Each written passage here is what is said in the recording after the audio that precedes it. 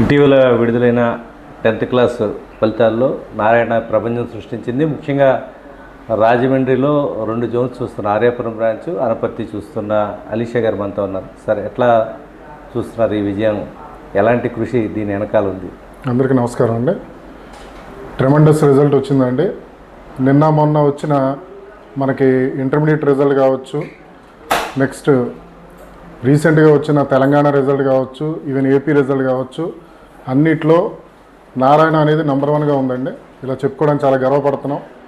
Main కోర్గా ఎవరండి అంటే మా టీచింగ్ స్టాఫ్ అండి.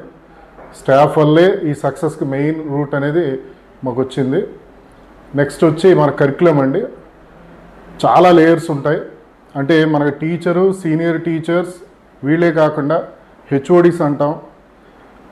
నెక్స్ట్ వచ్చి మనకు ఆర్ఎండీలు, కోఆర్డినేటర్లు. సో ఒక టీమ్ వర్క్ అండి ఇదంతాను. ఆ టీం వర్క్ వల్ల మేము విజయం సాధించాం. 100% పాస్ మెయిన్ ఎజెండాగా పెట్టుకున్నామండి.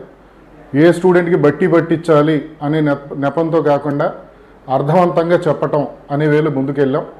ఇదే మా సక్సెస్ కారణం అండి. అంటే గతంలో చూసుకుంటే స్కూలింగ్లో అంత ఇది ఉండేది కాదు. ఓన్లీ ఇంజనీరింగ్ అంటే నారాయణ, లేకపోతే మెడికల్ అంటే ఇంకో కాలేజీ, ఇట్లా ఉండేవి. స్కూలింగ్లో టాప్లో లీడ్ అవడానికి రీజన్ ఏంటి? ఎట్లాంటి ఎఫర్ట్స్ పెడుతున్నారు? మెయిన్ రీజన్ ఏంటంటే సార్, మనం ప్రైమరీ, ప్రీ ప్రైమరీ అంటే మనం ఈ కిడ్స్ అంటామండి. ప్రైమరీ అంటే ఛాంప్స్ అని అంటాం. అలాగే హై స్కూల్ అంటే ఏ లేయర్కి ఆ లేయర్లో చాలా స్ట్రాంగ్గా వాళ్ళ యొక్క పునాది అనేది మేము వేయటం జరుగుతుంది. టీచర్స్ అయితే చాలా ఇన్నోవేటివ్గా పాఠాలు చెప్తారు.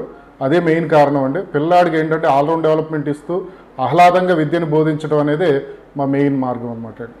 సో ఇప్పుడు లేటెస్ట్గా వరల్డ్ వైడ్గా అన్ని సిస్టమ్స్ మారుతున్నాయి. ఎడ్యుకేషన్ సిస్టము మనం ఎలా అడాప్ట్ చేసుకుని ముందుకు వెళ్ళాల్సిన పరిస్థితి ఉంది. అవును సార్. ఒకే విధానం కాకుండా మల్టిపుల్గా మనం మారే ఛాన్సెస్, లేకపోతే సిస్టము ఏ విధంగా డెవలప్ చేసుకుంటూ వస్తుంది? నారాయణ ఫౌండేషన్ ఎలాంటి స్ట్రాంగ్గా పిల్లలకు వేయబోతుంది? పిల్లలకి అయితే యాక్టివిటీ బేస్డ్ లెర్నింగ్ ఉంటుంది సార్. నెక్స్ట్ ఇంకోటి ఏంటంటే ల్యాబ్ యాక్టివిటీస్ కూడా చాలా చక్కగా అర్థమయ్యేలాగా. ఎందుకంటే నేను కార్పొరేట్లో చాలా ఏళ్ళు పనిచేస్తున్నాను, వేరే ఆర్గనైజేషన్లో కూడా చేస్తున్నాను. అక్కడ అంత ల్యాబ్ ఫెసిలిటీస్ అవైలబిలిటీ ఉండేది కాదు. ఇక్కడ ఇన్ఫ్రాక్ అనేది లోటు లేదు మా దగ్గర. మా ఫౌండర్ గారు క్లియర్గా, రమా మేడం కానీ, అలాగే మా జిఎం గారు విజయభాస్కర్ రెడ్డి గారు కానీ ఈ విషయంలో మాత్రం మాకు ఫుల్ స్కోప్ ఇస్తారు, ఇబ్బంది లేదు. సో ప్యానల్ టీచింగ్ అనేది జరుగుతుంది. వీళ్ళకి సాఫ్ట్ స్కిల్ డిపార్ట్మెంట్ అంటూ పెట్టాం. వీళ్ళ కమ్యూనికేషన్ లెవెల్స్ ఇంప్రూవ్ చేస్తున్నాం.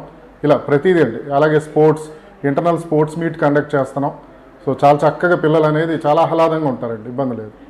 ఓకే, కంగ్రాచులేషన్స్ మీకు. 100కి 100% స్టూడెంట్స్ని మొత్తానికి సక్సెస్ చేయించారు. అదేవిధంగా 593 హైయెస్ట్ మార్క్స్ కూడా గెయిన్ చేయడం జరిగింది.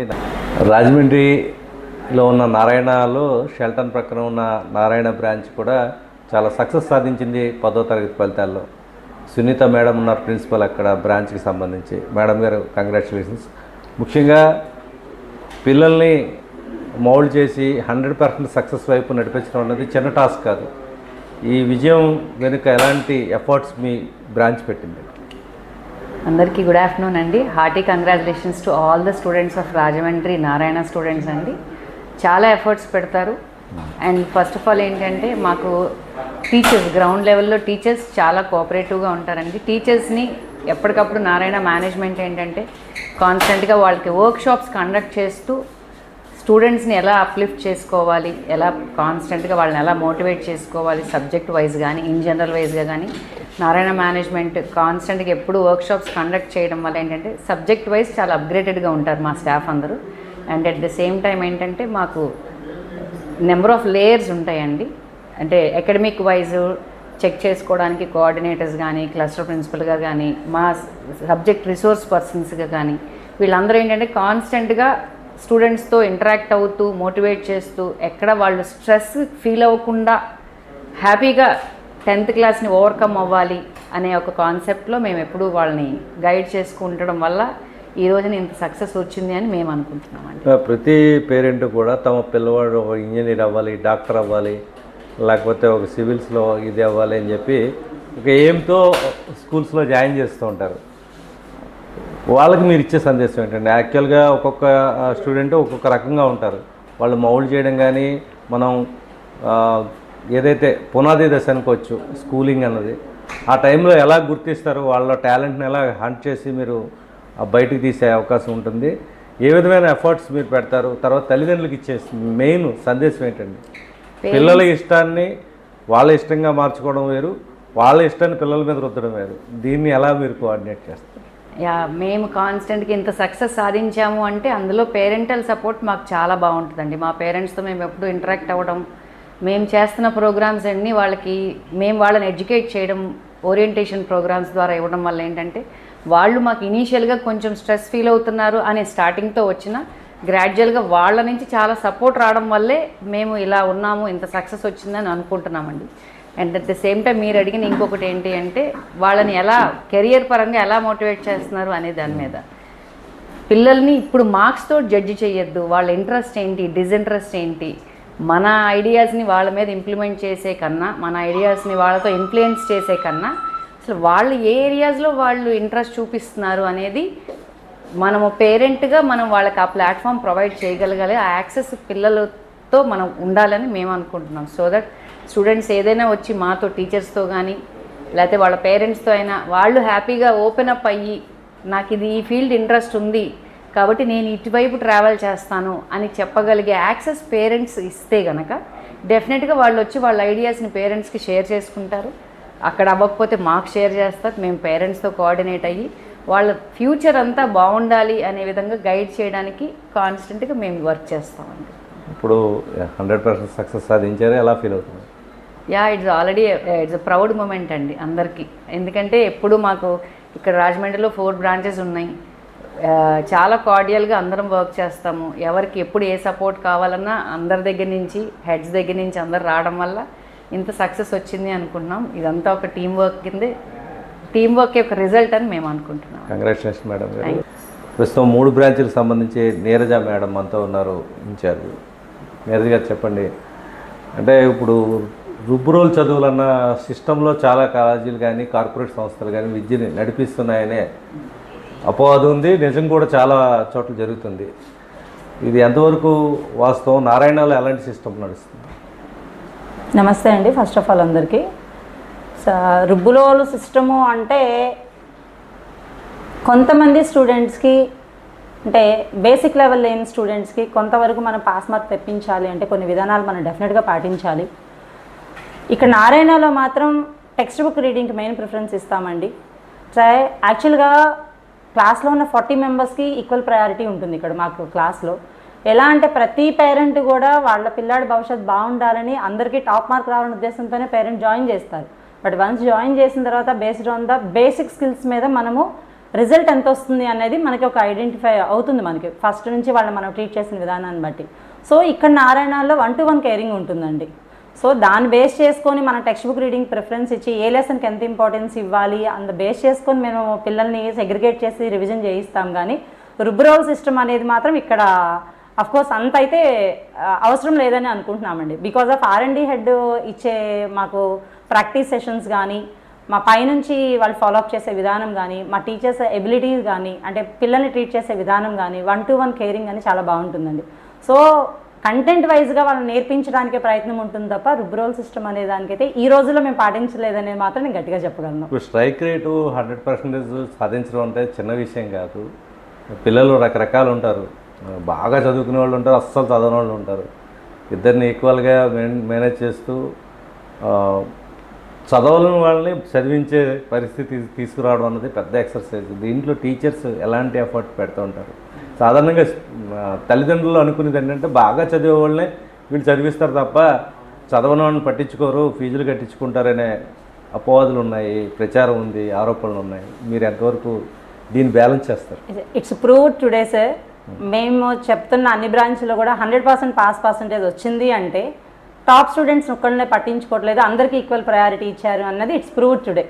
సో నాట్ ఓన్లీ అంటే అలీషా గారు చూస్తున్న బ్రాంచెస్ కానీ, నాట్ ఓన్లీ హియర్ మా నారాయణ ఈస్ట్ గోదావరిలో ఉన్న స్కూల్స్ స్టేట్ వైడ్గా మీరు చూసుకున్నా కానీ ఈరోజు అద్భుతమైన రిజల్ట్ ఇచ్చిందండి. సో 1-to-1 కేరింగ్ ఉంది. Only not only on toppers, ఎవరైతే నారాయణ స్కూల్లో నమ్మి జాయిన్ చేశారో ప్రతి ఒక్క స్టూడెంట్కి ఈక్వల్ ఇంపార్టెన్స్ ఉంటుంది. ప్రతి ఒక్క స్టూడెంట్ విజయం వెనుక ప్రతి టీచర్ కష్టం ఉంటుందండి. డ్యామ్ షూర్గా మేము అది చెప్పగలం. అది ఈ సక్సెస్ తర్వాత అంటే మీ లక్ష్యం ఏంటండి నెక్స్ట్? నెక్స్ట్ కమింగ్ ఇయర్స్ ఇంకా మంచి రిజల్ట్ ఇవ్వాలి, ఇంకా బెస్ట్ యావరేజ్తో రావాలి. పిల్లలందరూ కూడా అంటే బోటమ్ స్టూడెంట్స్ అన్న వర్డ్ కాకుండా మాక్సిమం అందరూ మోడరేట్ కంటే అబోవ్ స్టూడెంట్స్లోనే నారాయణ పిల్లల్ని తీర్చిదిద్దుతుంది అన్న విధంగా అయితే మేము ప్రయత్నం అయితే ఉంటుందండి. రాజమండ్రి ఆర్యపురం నారాయణ బ్రాంచ్లో ప్రిన్సిపల్గా ఉన్న శైలజ మేడం ఉన్నారు. Congratulation madam.